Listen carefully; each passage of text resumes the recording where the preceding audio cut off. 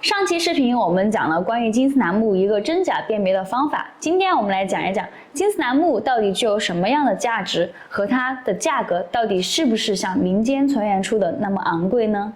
金丝楠木啊，一听这个名字啊，就感觉价格不菲。几年前我有拍过一期关于8个亿的金丝楠木房子的一期视频，那套房子位于我们湖北恩施市。说起这栋房子的主人还挺有意思的，以前啊他在荷兰做大官，他退休以后就悄悄跑到我们湖北恩施啊，找了一个风水宝地，修建了这么一栋金丝楠木的房子。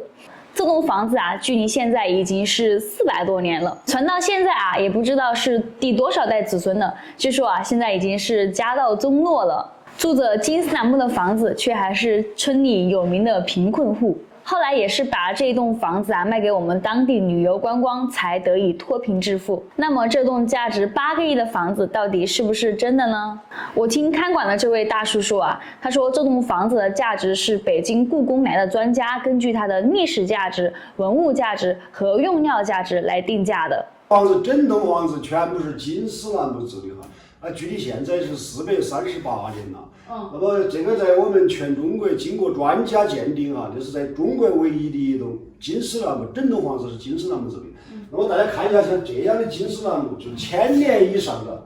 都有39根，在这个整个房子里面39根，整个占地面积是120个平方啊。这个房子，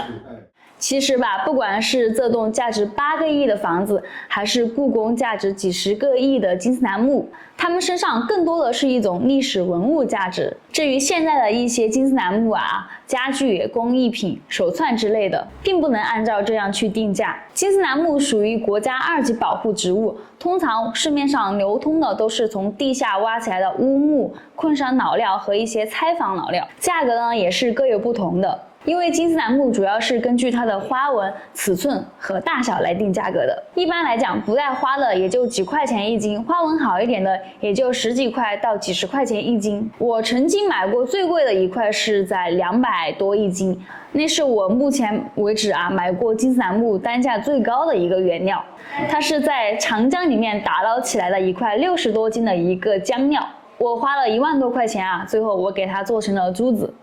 那个珠子啊，可以说是真的非常完美，克重差不多能达到50多克，属于半盛水的状态了。可惜的是，我当时的生意太火爆了，80多条啊，一天就被抢光了。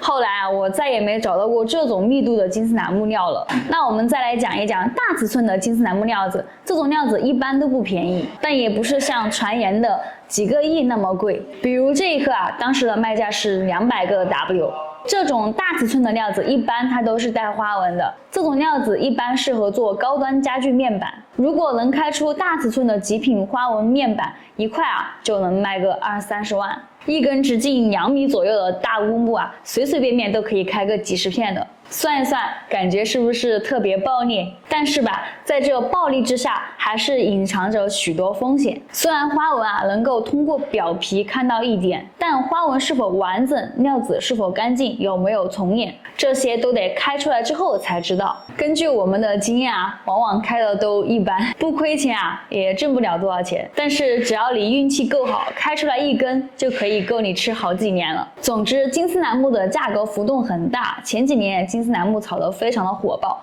现在的话价格是趋于平稳了，就像我上面说的，几块、10几块、几百块的价格都是有的。那么我们今天就先聊到这里了，我们下期见，拜拜。